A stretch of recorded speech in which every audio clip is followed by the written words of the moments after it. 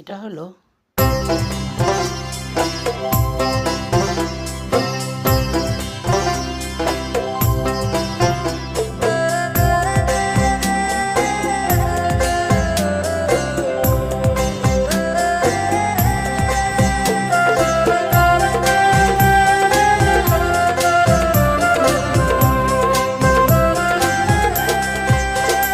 একবার আল্লাহর যদি দেখা পাইতাম, একটা কথা জানতে চাইতাম, কি দিয়া বানাইছেন তোমারে।